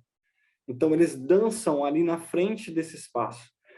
E depois eles vão até a frente de um porto que foi um porto, né, escravocrata. E desse lugar eles saltam agora para cima de um outro ponto de poder, o poder popular, que é o Morro de São Benedito, de onde da favela se vê a urbanização e a civilidade sendo entregue àqueles que estão embaixo e ao sofrimento àqueles que ficam em cima. Depois a gente salta para o centro da construção da cidade de Vitória, que se dá pela ética e pela moral da Catedral de Vitória. Toda a cidade de Vitória se constrói em torno dessa catedral, desse pensamento moralista. E depois de ter dançado nesse espaço, finalmente, eles saltam para o palco do Teatro Carlos Gomes, um espaço que negou, durante tanto tempo, esses dois corpos negros de ocuparem esse espaço. Então, quando eles terminam de dançar, fica um certo vazio, assim. E agora? Né? Tipo, acabou, a gente se jogou, a gente fez o espetáculo, a gente mostrou, as pessoas aplaudiram, a festa e o brilho, e aí vem o coreógrafo, né? Com o Conká, ele fala, tá tudo muito bom, tá tudo muito bonito, mas agora é hora de voltar para a realidade. E apaga a luz do candelabro, apaga a magia do teatro. E aí a gente ouve o batido na porta. Tá, dá, dá, dá. E ali é o Pedro, né, que já não é mais Pedro, que está ali nesse processo de transição e entendendo seu corpo travesti no mundo. E aí ela fala que ela passou no curso de dança, de que ela abusada, né? Ela foi proibida de entrar no teatro. E aí quando se abre a porta, é uma bicha preta performando na rua, enquanto se assiste de cima de um palco de teatro. E aí a gente tem esse corpo performando na rua e nós em cima desse palco, né, ou através dessa tela de cinema, enquanto a gente vai vendo essa cena, que é muito bonita acontecendo, inclusive eu fiz questão de não deixar com trilha sonora, me chega um carro de polícia. E esse carro de polícia me vem como um carro fantasma, né? Porque o carro de polícia é um arquétipo, é uma metáfora do navio negreiro também, assim, né? É um espaço de perigo, a gente já vê e automaticamente já liga de que vai acontecer alguma merda. Isso por que a gente já está ligando que vai acontecer alguma merda? A gente não deveria ligar que esse carro vai nos proteger?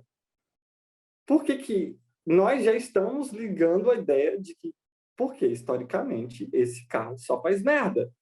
porque, historicamente, ele é uma representação de algo que persegue os corpos negros. E aí, quando a gente vê esses corpos performando sobre essa luz, esse strobo em vermelho, é necessário que a gente faça um exercício de memória e retome o início do filme. Como o filme começa?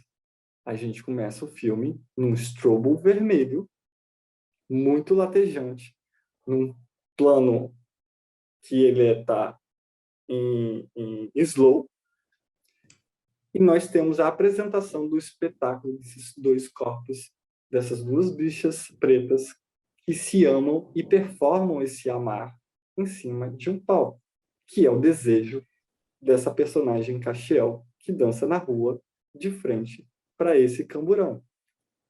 Então, Por sinal, essa a brincadeira. Que início maravilhoso, né, Bardot? Aquele início, meu Deus, você já fica de quatro na abertura do filme, né? É um negócio assim que já entra chegando, assim, sem muita negociação, não. Aqui, ó, pá!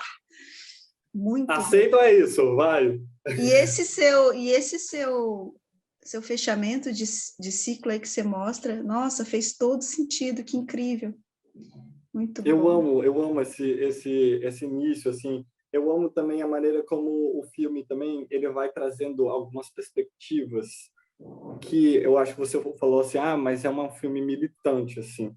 É uma coisa, um filme militante, outra coisa é um filme panfletário. Eu poderia fazer uma cartilha onde os personagens vão falar e começar a conversar como se estivessem falando discursos políticos para quem tivesse sentado no teatro e tipo fosse uma cartilha do PCO, sabe? Não é isso que eu quero. Eu não quero fazer um filme panfletário, porque só a existência desses corpos na tela de cinema já é político demais. Eu quero falar, inclusive, sobre as contradições desses corpos. Por exemplo, na cena do cuspe, uma das questões que eu e Castiel levantamos é de que os corpos que cospem na Castiel não são brancos. Sim. Só tem um personagem branco. São dois personagens negros que cospem nela. Sim. Então, tipo assim, a transfobia, a homofobia, as questões relacionadas ao nosso tempo, elas também estão incrustidas dentro de uma perspectiva racial também, onde o corpo dela é perseguido dentro da favela. Favela não pensa politicamente como uma cartilha do PSOL, não, amor. Sim. Ao contrário, sabe? A galera tem a cabeça conservadora da porra. E aí o fato da gente não fazer essa ligação, não estar dentro desses ambientes, nos colocam a ideia de que, ai meu Deus, os proletariados, e traz um conceito, né, fantasioso sobre o que de fato é a realidade. Por exemplo, o personagem do Gil, que é o personagem do Conká, que é o personagem coreógrafo, é um personagem que está cansado já de repetir. Eu fiz questão do Conká dizer da maneira mais dura possível esse texto histórico sobre Queimado. Falei, Conká, não interprete, seja duro, porque eu quero que você repita isso como se você estivesse repetindo essa história várias vezes. Ele está cansado já de lutar. Ele está cansado de, ai meu Deus, vamos fazer uma revolução racial.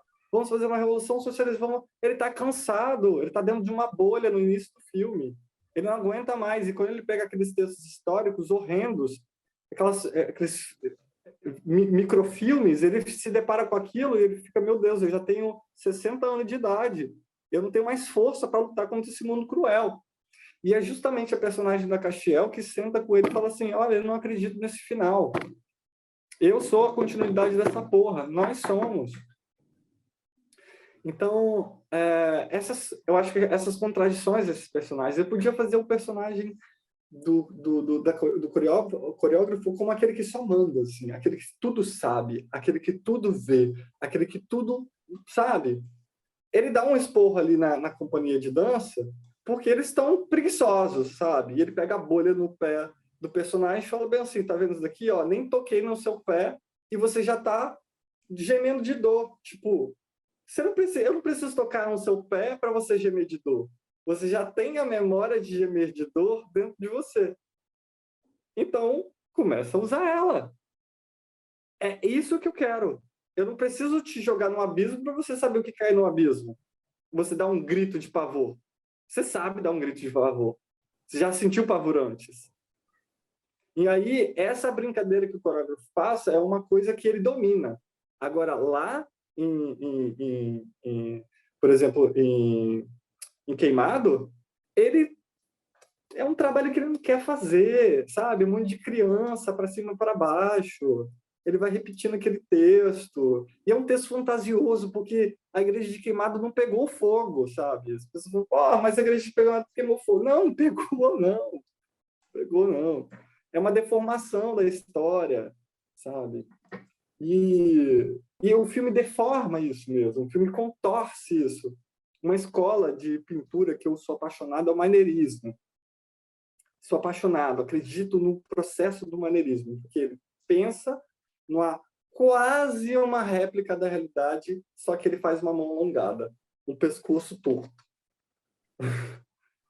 É um jeito de se pintar que eu sou apaixonado, assim, que eu acho que é um pouco isso, assim, que eu gosto de fazer com o cinema. Eu vou contorcendo, sabe, as coisas. Eu vou colocando as coisas para se debater entre si, assim.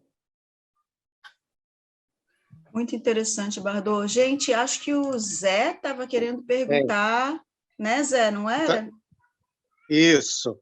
Fala, Primeiro Zé. agradecer Rejane e Tudo o bem? Anderson. Tudo bem, Anderson? Tudo bom, Então, querido. eu queria te dizer que, ao mesmo tempo, você fez maravilha de deixar as pessoas para reflexão. Você não deu nada pronto e, ao mesmo tempo, estava tudo pronto ali. Você tem que estudar o filme, entendeu? Você vai lá nos escravos, vai lá no café, igual você citou do CUSP, entendeu? Aí você usa uma professora, um guia, que estão ali para orientar e não orientam, né? A grosso modo. O próprio coreógrafo está ali para orientar, para coreografar, já cansado. Então, o desejo maior, o que você deixa de melhor para a gente, é a questão da liberdade. Eu acho que isso ficou muito, muito claro.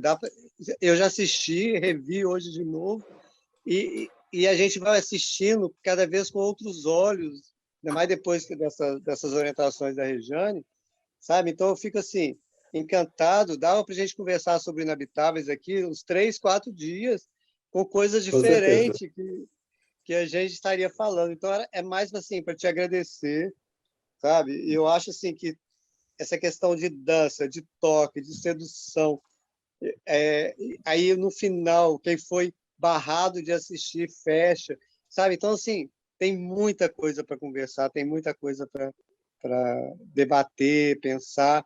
Então, assim, o filme tem muita informação. São 25 minutos que, sabe, é como se fosse um longa de 3, 4 horas de duração. Tem muita informação. Cabe a gente digerir. Então, assim, parabéns, muito obrigado. E Eu que já estou agradeço. ansioso para ver o próximo.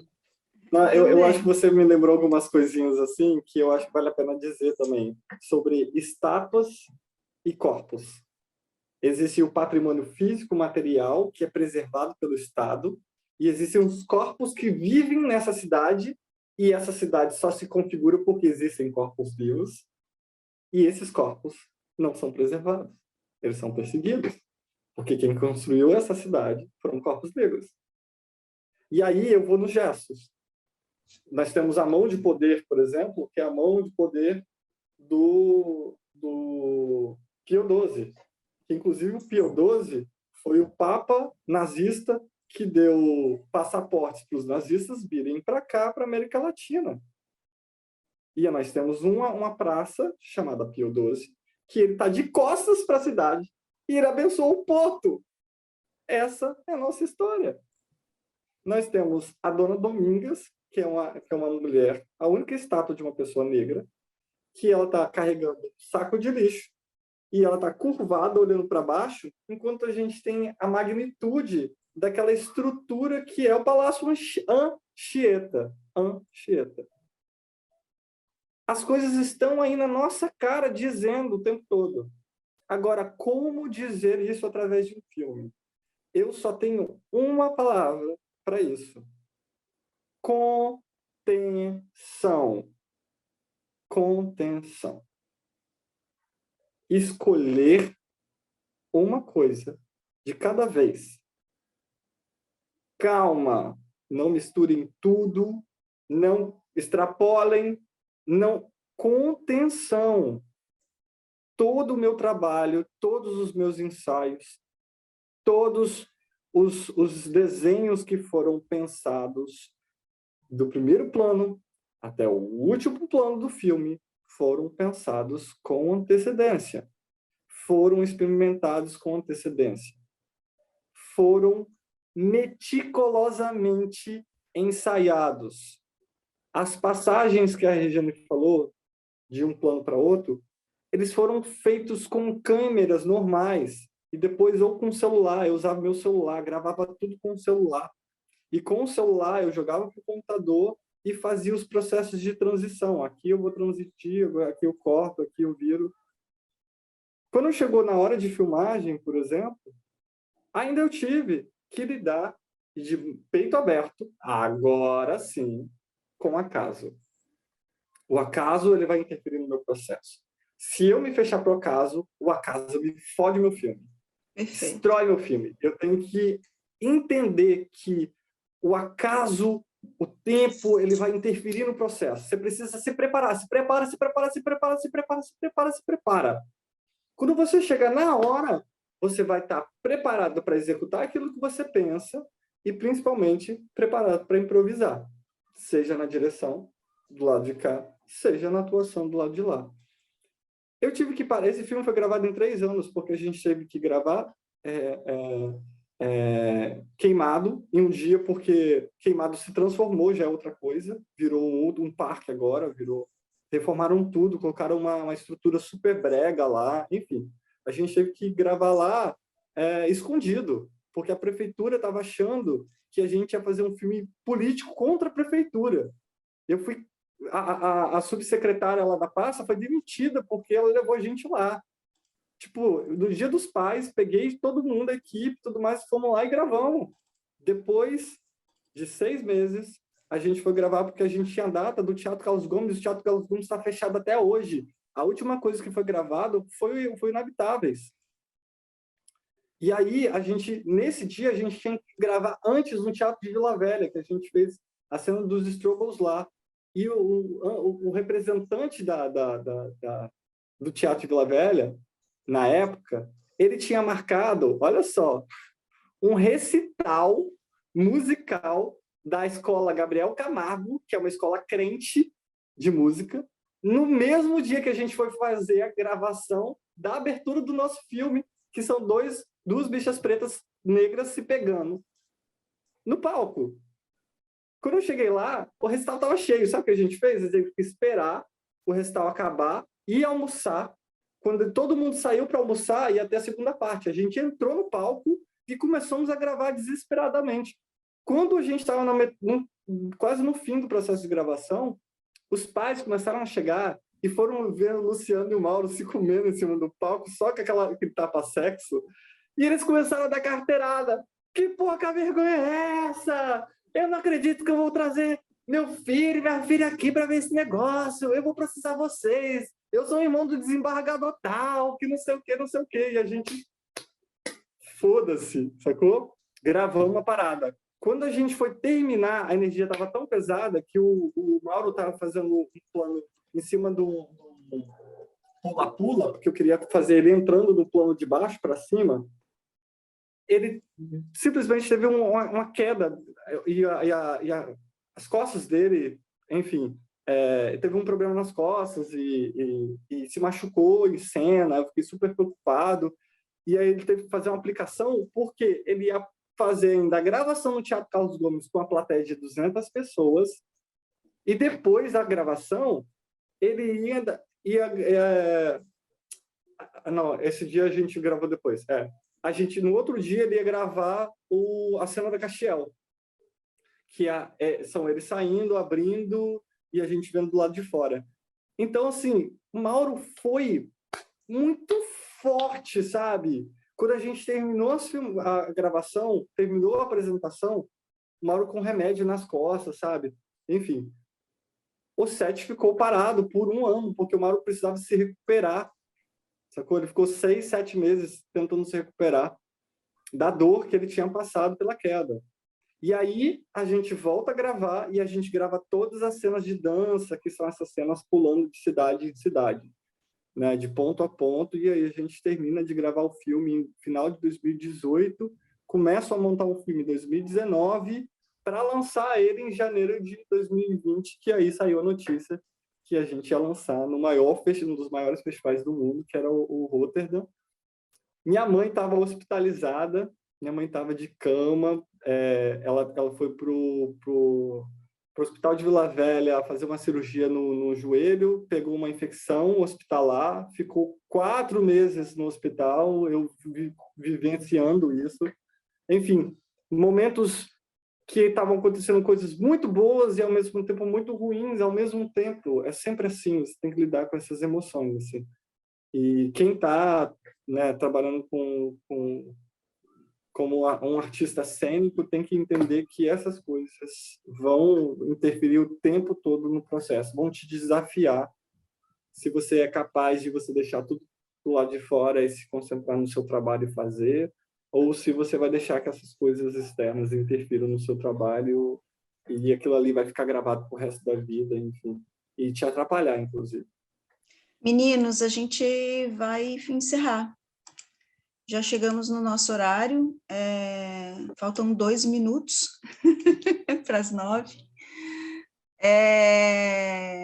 Poxa vida, muitos sonhos na cabeça de poder dar continuidade a um projeto desse, ampliando, chamando cineastas para contribuírem com mais assiduidade. Desejo toda a sorte do mundo para os seus filmes, Bardot, e obrigado. Sou não sei, eu tenho fé na gente, assim, eu tenho fé em Vila Velha, eu tenho fé no Espírito Santo, eu tenho fé no audiovisual da gente, eu tenho fé que a gente vai dar uma virada aí em breve, eu tenho fé nos cineastas daqui. Eu acho que é tudo muito fértil, muito interessante, acho que tem uma química, uma mistura de coisas, uma equação que deu certo. Basta um pouco de mais vontade política. Mais sacrifício. E a gente acreditar e se unir e mesmo, assim, eu acho que se louvar, se paquerar, como é que fala?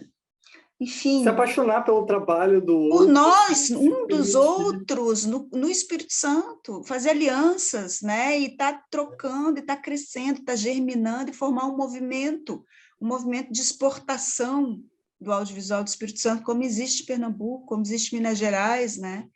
E talvez esteja começando aqui já, né? Acho que já começou. Se ligar que a gente já está num outro momento, assim, chega de rancor, assim, tipo, vamos botar para quebrar, vamos exigir as coisas dos caras e vamos crescer e vamos exportar. Chega de rancor, porra de frase, chega de rancor. Chega de rancor, agora é para frente, porque já estamos num outro momento, assim, precisa de mais coisa, precisa, vamos chamar os caras, vamos botar para... Na real, vamos mostrar o que a gente tem, vamos conscientizar a galera de que é caro mesmo, o cinema é caro mesmo. Você deu uma puta aula hoje sobre produção de cinema no começo ali, cara. Uma puta aula, te agradeço demais, assim. Vou pensar nesse projeto de forma a ampliar ele, chamar mais pessoas para ensinar, para falar, para mostrar, juntar com o exercício da cinefilia, que é tão importante, né? Juntar com o exercício da cinefilia. Sem cinefilia, a gente não faz cinema, né? Porque tu tá no tete-a-tete com os fantasmas, que nem você falou, né? Você tá conversando com os fantasmas o tempo todo quando você faz cinema, né? Com esses caras que nós somos herdeiros, né? Com o cinema marginal, com o cinema novo. Nós estamos conversando com esses caras o tempo todo, assim, quando a gente faz cinema hoje, né? Então, não dá para se isolar. Não dá para se isolar, assim. É no diálogo, né? Nessa troca. E hoje foi uma troca, assim, Muito bom te ouvir, muito bom ouvir a galera participando, é uma turma linda. Esse laboratório tem uma turma foda, sim, tem pessoas que eu torço muito realmente para virarem parceiros nossos no setor, tá junto, que nem você sentiu com o Fagner, né? Pô, esse cara aqui tá junto, esse cara aqui tá construindo comigo a parada, é isso, né? O ator, quando ele tá entendendo qual que é a função dele, né, ali, a importância, ele está junto, ele está construído junto, uma estética, uma coisa nova que está aparecendo, que você se preparou, mas tem que lidar com esse acaso todo, né, com essa milhões de acasos todos, né, e depende um do outro, o outro depende do um, todo mundo depende de todo mundo, então...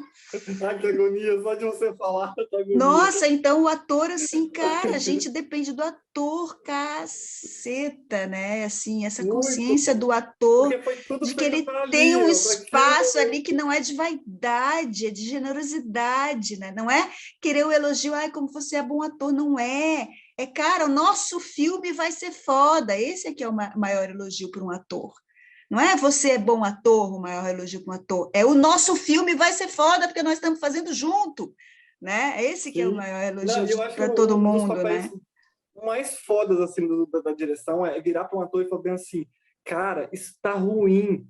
E aí eu não quero que você daqui a 3 meses sente na cadeira do cinema e olhe e fala, nossa, meu Deus, eu pego o DVD e estou debaixo da sua cama. Às vezes é desconfortável. Foda. Às vezes é desconfortável. O ator precisa do corte, muitas vezes. Não é isso. Precisa. É isso. O ator precisa disso também. Não é isso. Tira, foi, quebra, muda. Porque para ele acha outra porta de entrada. Aí ele acha outra porta. Porque o filme está sendo construído. Ninguém tem ainda o que é. Então, no que o ator vai se basear? Ele traz o que ele já tem, e às vezes não serve, né? Em termos de registro de atuação ou de escolha, de interpretação do que é aquelas ações. Mas aí é isso, é saber lidar com o corte também. Eu tenho algumas experiências com atores que, num momento de maior frustração, foi que a coisa ficou excelente. Na hora da queda, na hora quando cala fundo, assim, cara, que bosta, né? Que raça desgraçada! Que merda, acabou comigo, estou perdido, perdi o chão, não é mais aquilo que é, caceta. Aí você acha, opa, olha aí o que está surgindo, olha aí. Às vezes é no exercício de profunda humildade, do não saber. É o exercício de profunda humildade do não saber e aceitar esse corte. Que é difícil, o diretor tem outra posição, o diretor tem uma posição que é ingrata, sabe? Mas, ao mesmo tempo, ele é o diapasão fazer o quê? Ele tem a faca, o quê? Ele tem a faca na mão, ele corta e monta, não tem como, né? Se tu amassa, dobra, que nem você falou, esse verbo é ótimo, né? Além do corte, tem a dobra, né? O apagamento, o diretor é quem apaga, quem rasura.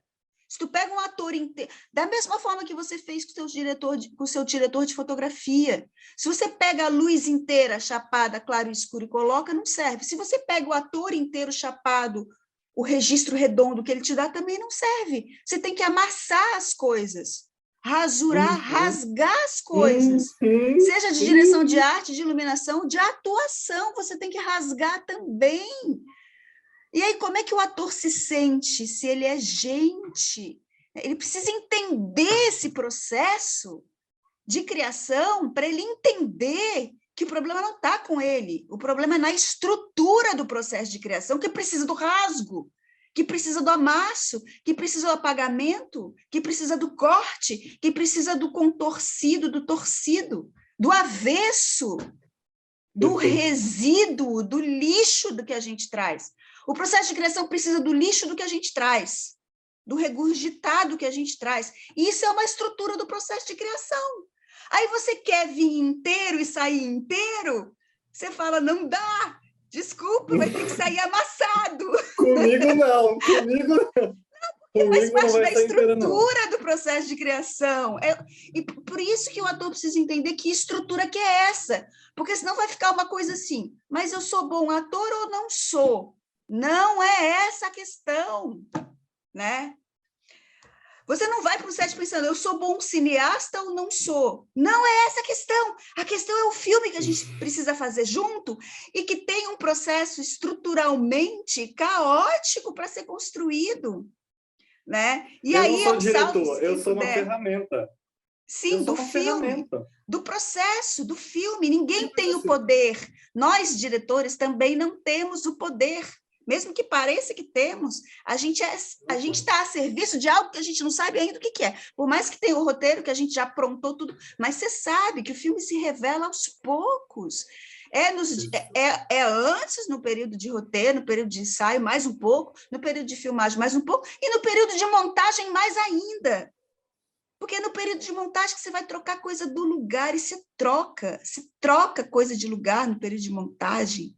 Você troca, você raspa, você tira e coloca, você rasura mais um pouquinho e ajusta a cor e som, e aí a coisa começa a surgir diante dos olhos como uma mágica, né? Um pouco. Eu adoro aquele brinquedo de quando a gente era criança, não é túnel mágico, é não sei o que mágico, que você mexia as bolinhas e de repente aparecia um desenho. Essa hora que o desenho aparece, você fala, uhul, aconteceu!